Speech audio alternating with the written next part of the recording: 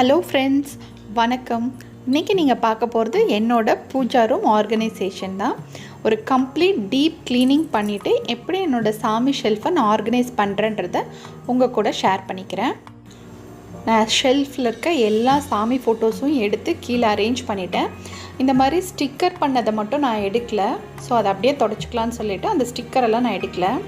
பூஜை ஷெல்ஃப் பார்த்திங்க அப்படின்னா நமக்கு ப்ளைவுட் தான் அந்த ஃபஸ்ட்டு லேயர் ஒட்டியிருப்பாங்க. ஸோ நம்ம வந்து டஸ்ட்டு க்ளீன் பண்ணிவிட்டு தண்ணி வச்சு துடைக்கக்கூடாது. ஏன்னா அந்த தண்ணி உள்ளே போய் இறங்குச்சுன்னா அந்த ப்ளைவுட் வந்து உறிஞ்சிட்டு வந்துடும். இப்போ எனக்கு இந்த கார்னரில் கொஞ்சம் கரை மாதிரி அழுக்கு இருக்குது. நான் என்ன பண்ணுறேன்னா, ஒரு கிளாத்தில் வந்து ஜஸ்ட்டு ஆயில் எடுத்துகிட்டு, நான் கோகோனட் ஆயில் தான் எடுத்துக்கிட்டேன், அதை வந்து கொஞ்சம் அழுத்தமாக தேய்ச்சோம் அப்படின்னாலே அந்த கரையெல்லாம் நமக்கு வந்துடும். நமக்கு பார்க்குறக்கு பளிச்சுன்னு ஆகிடும். இந்த ஷெல்ஃப் வந்து பாருங்கள் எவ்வளோ பளிச்சுன்னு இருக்குதுன்னு சொல்லிவிட்டு. ஸோ இந்த மாதிரி நீங்கள் தொடச்சிட்டிங்க அப்படின்னா உங்கள் ப்ளைவுட் வந்து லைஃப் வந்து ரொம்ப நாள் வரும். இப்போ நான் வெளியில் டோர்ஸ் எல்லாம் கூடயும் தொடச்சி எடுத்துக்கிறேன். நெக்ஸ்ட்டு வந்து நம்ம சாமியெல்லாம் துடைக்க போகிறோம்.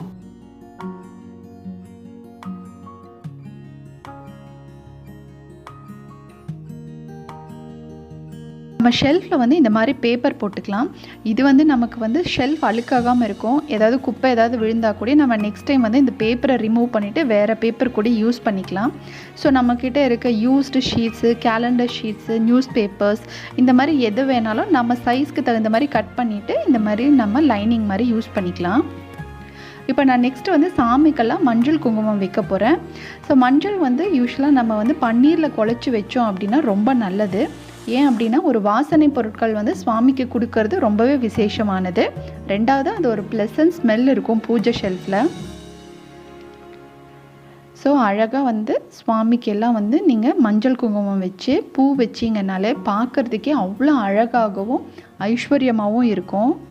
சுவாமி பாத்திரங்களையும் நான் நல்லா வாஷ் பண்ணிவிட்டு மஞ்சள் குங்குமம் வச்சு அழகாக ரெடி பண்ணிட்டேன். ஸோ இப்போ ஃபைனலி நம்மளோட பூஜா ரூம் வந்து நீட்டாக ஆர்கனைஸ் பண்ணியாச்சு. இப்போ நான் உங்களுக்கு ஒரு குட்டி டூர் மாதிரி காட்டுறேன். என்னென்ன படங்கள், என்னென்ன விசேஷமான பொருள் எப்படி பயன்படுத்தணும்னு சொல்லிட்டு. சென்டரில் இருக்க படம் பார்த்திங்கன்னா எல்லா கடவுளுமே இருப்பாங்க அந்த ஃபோட்டோவில். இந்த ஃபோட்டோ கிட்டத்தட்ட எங்ககிட்ட 25 இயர்ஸாக இருக்குது. இதில் மகாவிஷ்ணு, பிரம்மா, சிவன், நாரதர், ஆஞ்சநேயர், நந்தி பகவான், இந்த மாதிரி எல்லா கடவுளுமே இருப்பாங்க. ஸோ அதுக்கு மேலே ஒரு சின்னதாக குபேர யந்திரம் வச்சுருக்கோம். அப்புறம் அதிகமாக எங்கள் பூஜை அறையில் இருக்கக்கூடிய இன்னொரு கடவுள் பார்த்திங்கன்னா சாய்பாபா. எங்கள் எல்லாருக்குமே சாய்பாபானா ரொம்ப பிடிக்கும். ஸோ அவரோட மிராக்கிளில் வந்து நாங்கள் எங்களோட லைஃப்பில் ரொம்ப எக்ஸ்பீரியன்ஸ் பண்ணியிருக்கோம். நான் என்னோடய ஃப்யூச்சர் வீடியோஸில் சாய்பாபா விரதம் எப்படி இருக்கிறது, அந்த 9 வார விரத பூஜையெல்லாம் நான் உங்ககிட்ட ஷேர் பண்ணிக்கிறேன். நெக்ஸ்ட்டு பார்த்திங்கன்னா நித்திய கல்யாண பெருமாள். ஸோ இந்த கோயில் ரொம்பவே விசேஷமான கோயில். அதாவது மேரேஜ் ஆகாமல் ரொம்ப நாள் கஷ்டப்படுறவங்க இந்த கோயிலுக்கு போய் பூஜை பண்ணிக்கிட்டு வேண்டிக்கிட்டு வந்துட்டால் அவங்களுக்கு வந்து சீக்கிரம் கல்யாணம் நடக்கும்ன்றது ரொம்ப ஐதீகம். ஸோ ரொம்ப சிறப்பு வாய்ந்த கோயில். இதை பற்றி நான் வந்து இன்னொரு வீடியோவில் கூட உங்களுக்கு செப்பரேட்டாக சொல்கிறேன். ஏன்னா இந்த தட்டில் வந்துட்டு நான் அன்னலக்ஷ்மி, அதுக்கப்புறம் ஸ்ரீ சக்கரம், நாகர் அதெல்லாம் வச்சுருக்கேன். ஸோ வந்துட்டு தனியாக வந்து பாபாவோட பாதரட்சை அது இருக்குது. இதில் கூடயும் வந்துட்டு விநாயகர் கூட எங்கள் வீட்டில் நிறைய சாமி சிலை, சாமி ஃபோட்டோஸ் இருக்குது. நான் இந்த உருளியில் வந்து வலம்புரி சங்கு வச்சுருக்கேன். வலம்புரி சங்கை வச்சு நீங்கள் மூழ்கிற அளவுக்கு தண்ணி வைக்கணும். அதே மாதிரி சங்கோட ஷார்ப் எட்ஜ் வந்து நம்மளோட ஈஸ்ட்டை ஃபேஸ் பண்ணி இருக்கணும். ஸோ இதுதான் வலம்புரி சங்கு வைக்கிறதுக்கு சரியான முறை. அதுக்கப்புறம் நீங்கள் வந்து பூவால் அலங்காரம் பண்ணலாம். இப்போ ஒன்ஸ் வந்து அந்த தண்ணி வந்து கொஞ்சம் ஒரு மாதிரி ஆயிடுச்சு, அழுக்காயிடுச்சுன்னா எடுத்து துளசி பாட்டிலையோ இல்லை உங்கள் செடி வச்சுருந்தீங்கன்னா கால்படாத இடத்துல அந்த தண்ணியை நீங்கள் சேர்த்துடணும்.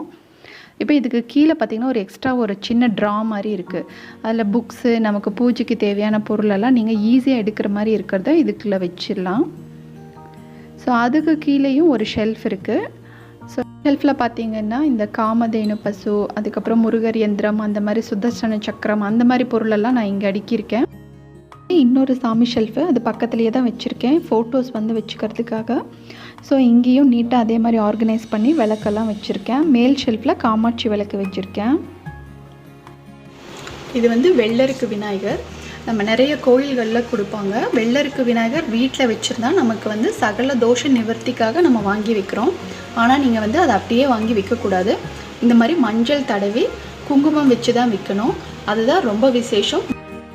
யூஸ்வலி பார்த்திங்கன்னா ப்ளசண்ட்டான ஸ்மெல் இருக்கிற இடத்துல நம்ம இருக்கோம் அப்படின்னா நம்ம மனசு வந்து ரொம்ப ஹாப்பியாக இருக்கும். அது மாதிரி தான் கடவுள்கிட்ட வாசனை பொருட்களை வைக்கிறது ரொம்பவே விசேஷமானது. இப்போ இந்த டப்பாவில் பார்த்திங்கன்னா நான் வந்து 5 பொருட்கள் சேர்த்துருக்கேன். ஏலக்காய், கிராம்பு, பச்சை கற்பூரம், சோம்பு, மஞ்சள். இதெல்லாம் ஒரு நல்ல நாளில் நல்ல நேரத்தில் நீங்கள் வந்து இந்த மாதிரி ஒரு டப்பாவில் போட்டு சாமி பக்கத்தில் வைக்கணும். இது வைக்கிறதுனால நமக்கு ஒரு பாசிட்டிவ் வைப் கிடைக்கும்னு சொல்லுவாங்க. இதை வந்து நான் அன்னபூர்ணி லக்ஷ்மி கிட்ட வச்சுட்டேன். அதுக்கப்புறம் இன்னொரு முக்கியமான விஷயம் ஜவ்வாது. இது வந்து நிறைய கடைகளில் கிடைக்குது. ஸோ அதையும் நீங்கள் சுவாமிக்கிட்ட வச்சுருங்க. இந்த மாதிரி வாசனை பொருட்களை நீங்கள் கடவுள்கிட்ட வச்சிட்டிங்கன்னா நமக்கு வந்து ஒரு பாசிட்டிவ் தாட்ஸ் இருக்கும். ஸோ இது வந்து எங்களுடைய குலதெய்வம் பச்சையம்மன். ஸோ யூஸ்வலாகவே நீங்கள் எந்த கடவுளை வந்து நினைக்கும் போதும் நம்மளுடைய குலதெய்வத்தை தான் நீங்கள் முதல்ல நினைக்கணும். இப்போ இதில் தான் நான் நிறைய சுவாமி பொருட்களை வந்து ஆர்கனைஸ் பண்ணி வச்சுருக்கேன். பூஜை பண்ணுறோம் அப்படின்னா அதுக்கு தேவையான புக்ஸு, சாய்பாபா 9 வார பூஜை புக் இருக்குது, வியாழக்கிழமை விரத பூஜை. ஸோ இந்த மாதிரி எல்லா புக்ஸும் இருக்குது. ஸோ இது இருந்தால் நமக்கு ஈஸியாக இருக்கும். ஒரு கைட்லைன் மாதிரி இது அப்படின்னா நம்ம எக்ஸ்ட்ரா இருக்க மஞ்சள் சரடு, சுவாமி கோயிலில் போய் வாங்குகிற கயிறு, இது எல்லாமே நான் வந்து இதில் தான் ஸ்டோர் பண்ணியிருக்கேன். ஸோ நமக்கு வந்து ஈஸியாக இருக்கும். ஏதாவது ஒரு டைமில் தேவை அப்படின்னா இதிலேருந்து நம்ம எடுத்துக்கலாம். இந்த துணி வந்து நான் சாய்பாபா பூஜைக்காக பயன்படுத்துவேன். ஸோ அதனால இது தேவைப்படும் போது இதிலேருந்து நான் எடுத்து யூஸ் பண்ணிக்குவேன். இதில் பார்த்திங்கன்னா இந்த எக்ஸ்ட்ரா வந்து விபூதி பேக்கெட்ஸு, சாம்பிராணி பொடி, மஞ்சள், குங்குமம் அதெல்லாம் எப்போவுமே ஸ்டாக் வச்சுக்குவேன். இது வந்து ஒரு முக்கியமான விஷயங்க. ஆகாச கருடன் கிழங்குன்னு சொல்லுவாங்க. வாங்கி கிட்டத்தட்ட நான் ஒரு 2 months ஆகிடுச்சு. நான் கட்ட மறந்துட்டேன். ஸோ இந்த பூஜை ஷெல்ஃப் இந்த ட்ராலியை தான் வச்சுருந்தேன். அந்த இருட்டில் கூடயும் அது வந்து எப்படி தளிர்த்து வருது பாருங்கள். இது வந்து நம்ம நிலப்படியில் கட்டி வச்சிட்டோம்னா கண் திருஷ்டி அந்த மாதிரி எந்த பிரச்சனையும் இல்லாமல் நமக்கு ரொம்ப நல்லதுன்னு சொல்லுவாங்க. ஸோ இது மாதிரி கிடச்சிதுன்னா நீங்கள் வாங்கி உங்கள் நிலப்படியில் கட்டி விட்டுருங்க. இது வந்து அப்படியே தளிர்த்து வரும். ஸோ இதெல்லாம் வந்து நம்ம ஹோமம் பண்ணும்போது நம்ம வீட்டில் வந்து அந்த ஹோமத்துக்கு பயன்படுத்தின மண்ணை வந்து கொஞ்சம் எடுத்து வச்சுக்கிறது ரொம்ப நல்லதுன்னு சொல்லுவாங்க. ஸோ அந்த மாதிரி ஹோமத்துக்கு யூஸ் பண்ண மண் அது கொஞ்சம் எடுத்து வச்சுருக்கேன். இது வந்து தர்பை. இது வந்து நீங்கள் எப்போவுமே வீட்டில் வச்சுக்கோங்க. ஏதாவது கிரகணம் அந்த மாதிரி டைமில் நமக்கு வந்து டக்குன்னு போய் அங்கேயும் அலைய வேண்டாம். நம்ம வீட்டில் இருந்தால் இதை எடுத்து நம்ம வந்து யூஸ் பண்ணிக்கலாம். இதெல்லாம் வந்து ஒவ்வொரு கோயிலுக்காக வேண்டி வச்ச வேண்டுதல். இது வந்து நம்ம சாம்பிராணியெல்லாம் போடும்போது, இப்போ வெள்ளிக்கிழமை நீங்கள் போடும்போது வெண்கடுகு யூஸ் பண்ணிங்கன்னா எதிரிகளால் அபாயம், அதுக்கப்புறம் வந்து கண் திருஷ்டி அதெல்லாம் சரியாக போய்டும்னு சொல்லுவாங்க. ஸோ ஒரு வெள்ளிக்கிழமையில் நீங்கள் அந்த மாதிரி வெண்கடுகு சாம்பிராணி யூஸ் பண்ணலாம். இது வந்து பிளெயின் சாம்பிராணி. இதையும் உள்ள பாக்ஸில் தான் நான் போட்டு வச்சுருக்கேன். ஸோ நான் மாற்றி நான் யூஸ் பண்ணுவேன். இந்த வாரம் வந்து பிளெயின் சாம்பிராணி போட்டால் அடுத்த வாரம் அது. எப்போவுமே ஒரு 2 அகலில் வந்து முன்னாடி வச்சுடுங்க. வாசலில் ஏதாவது விளக்கேற்றும் போது நமக்கு ஈஸியாக இருக்கும். நான் மித்த விளக்கெல்லாம் வாஷ் பண்ணிவிட்டு வேறு இடத்துல வச்சுருப்பேன். டக்குன்னு எடுக்கிறதுக்காக இந்த ட்ராவில் இந்த விளக்கு மட்டும் வச்சுருக்கேன். இப்போ நம்ம தசாங்க பொடி எப்படி பயன்படுத்துறதுன்னு பார்க்கலாம்.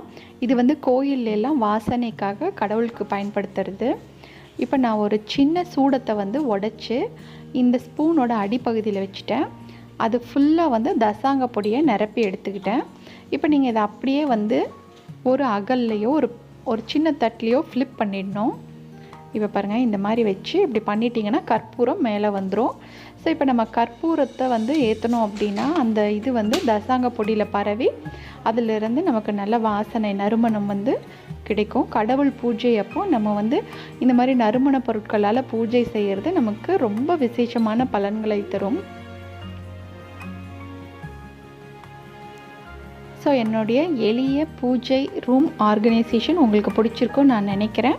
பிடிச்சிருந்ததுன்னா மறக்காமல் நம்ம வீடியோவை லைக் பண்ணுங்கள், கமெண்ட் பண்ணுங்கள். இன்னும் நம்ம சேனலுக்கு நீங்கள் சப்ஸ்கிரைப் பண்ணலைன்னா சப்ஸ்கிரைப் பண்ணிவிட்டு உங்களோட சப்போர்ட்ஸை கொடுங்க. Thank you friends.